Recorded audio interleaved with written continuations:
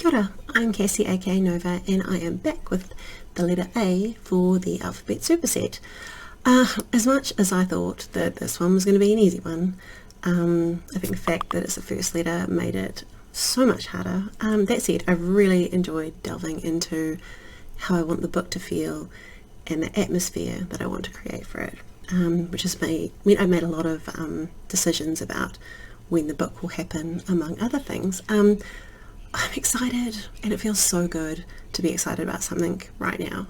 It's been way too long, and let's hope I can continue this feeling. For me, atmosphere kind of relates to the physical setting of the book, the environmental elements, as well as the way the book is written. So word choices, point of view, whether you're right in the character's head, whether you're at a distance.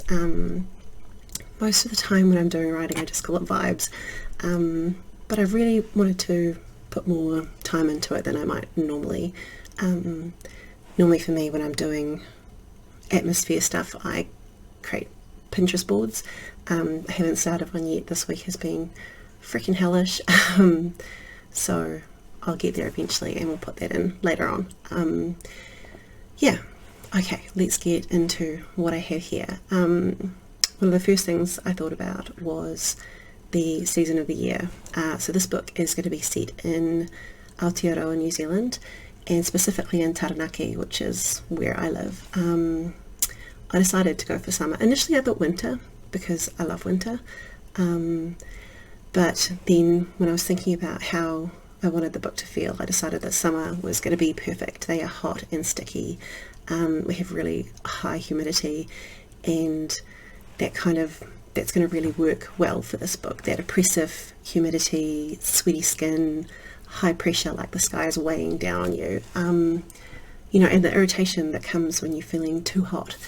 The release, the freshness of jumping into a river, which is fed from the mountain. So Taranaki is the mountain here, and lots of the streams are fed from Taranaki, especially in the early parts of summer. There's still some snow coming off, so they're usually quite cool. But that feeling of like you're finally clean, you're awake, you're not sweaty. I want to evoke a claustrophobic feeling for lots of parts of the book, with moments of release that come in lots of different kind of ways. So keeping things tight and close is going to be super important, not just for the environment, but also the characters as well. So I'm planning to write in a very close point of view, with lines blurring between truth and lie, and between reality and fantasy. So yeah, that's cool. I want to make you smell clove cigarettes, taste the splash of alcohol straight from the bottle, to feel rain slicking down your skin. I want you to see what these girls have seen, what they will see, what they will do. And all of this is just so freaking exciting to me. I feel really hyped up for this challenge, and for eventually getting to write this book, which is still a ways off because there's so much to do in the meantime. But I've spent so much, there's so many things that have already started to be fleshed out just from this one little activity about thinking about the atmosphere, and I'm excited to do videos about those things in the future. On to some recommendations. So the book that I wanted to refer to here is called The Honeys, which is by Ryan Lasala. I listened to the audiobook, and it was so wonderful. It's like a summer camp YA horror, but it's not your average one. In the audiobook there's like extra sound effects, like the buzzing of bees and stuff like that, and some of the voices have an effect on them, which is really cool. It's got that hot sticky close vibe that I want to put into my book, as well as the intense relationships between a group of girls and the main character, who's kind of brought into the group.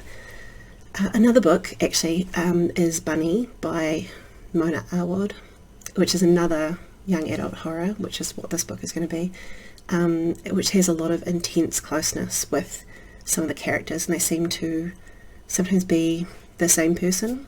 They become so close that there's lots of crossover, and so I'm really excited to play with that. I'm not sure how it's going to work in my book, but I definitely want to take elements from both of those those books to play with. The song that I decided to mention for this video is called Angry 2 by Lola Blanc. It's not necessarily atmospheric in the way that you might think going off the rest of the context of the video, but it's got that rage and consuming feelings which I want to play with in the book as well. I had this on another playlist for a book a while back. I make one for every book I write, but that was a while ago, and it's a good time to recycle it. Some of the lyrics are really relatable for this book as well, and I often need that on my playlist. So some of the lyrics are, I buried the unseemly urges deep down in the ground with the roots, but it's all coming up to the surface. Maybe it's getting ready to bloom. And that relates to several themes in the book. Things buried, things blooming, things that are unseemly, and that things happening but maybe not necessarily in the way that you want. Another set of lines was, I'm seeing through crimson sunglasses, I'm breathing and counting to 10. I guess I'm fresh out of free passes, they'll pay if it happens again. And I love this because, oh, my screen went blank. Where is it? Damn it. It speaks to that internalized rage and the way it can taint everything that you look at, and revenge themes as well, making people pay for what they've done, and that's really relevant to my book. So anyway, I'll chuck links to these things down below if you want to check them out. Last but not least, I said I would recommend give a shout out to someone else who's another subsetter. And this guy's been really kind to me since I joined the writing channel.